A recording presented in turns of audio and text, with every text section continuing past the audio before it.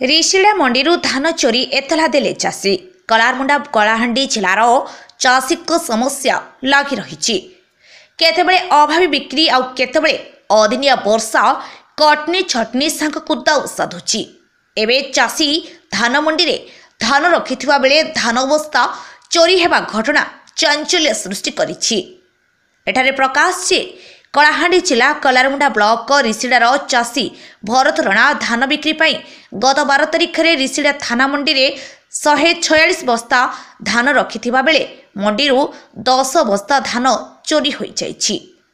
15 तारिख बुधवार धान उठिबा बेले को गणति बेले 10 बस्ता धान चोरी होइथिबा चाषी जानि पारी ए संपर्क रे चाषी भरत रणा रिसिडा पुलिस फांडी रे एतला दैछन्ति।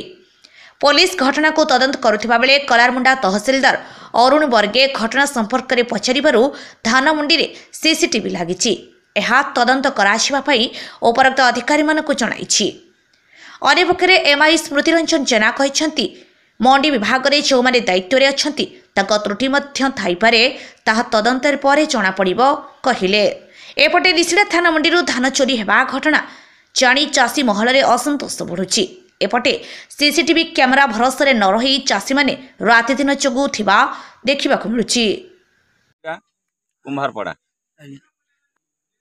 मुई 13 तारीख सकाळे धान 146 पैकेट पकईथिनी।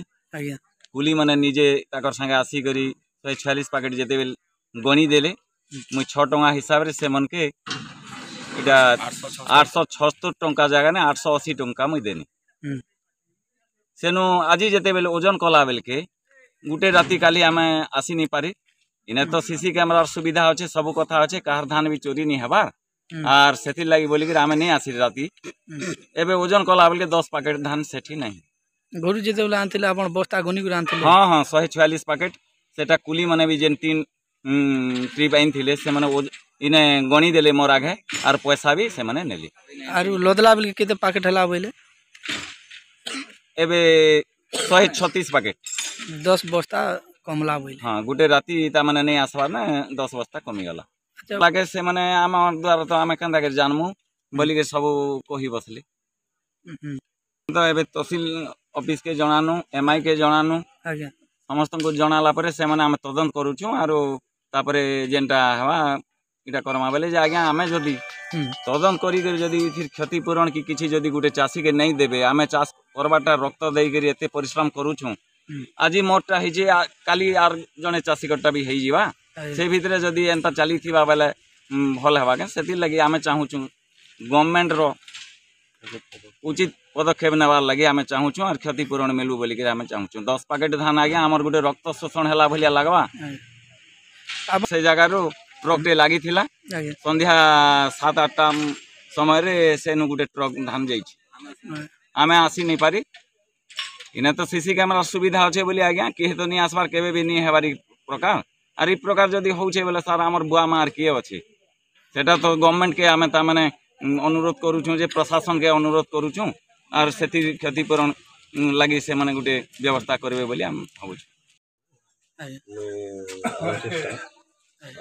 हरियाणा आज जना पर गोटे चाषी 10 पैकेट धान चोरी होते बोली कहूँ आम भी सेटा जन ये तो नहीं हबार कथा तो आज तक आम गोटे नहीं होता है चाषी अभियोग यहाँ से आम भी सार मान को जनईछु तार सब तदन खाई तार काଣା पदक्षेप नेबे आगे 2 पैकेट हला से चाषी अभियोग कले आम भी सार मान को जनईछु से काना कहले सार माने ठीक अच्छे आम लगे चेक कर सब जनाबू भी देखी ताकर दो बोली कहूँ सार मैंने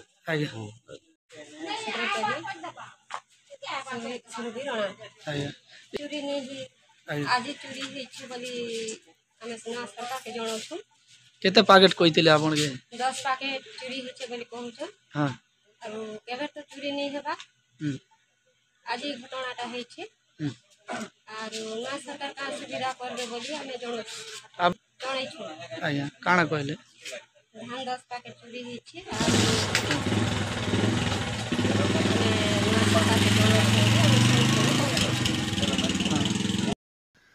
कलाहांड्रो रमेश बारिकंक रिपोर्ट ओडिशा समस्या न्यूज।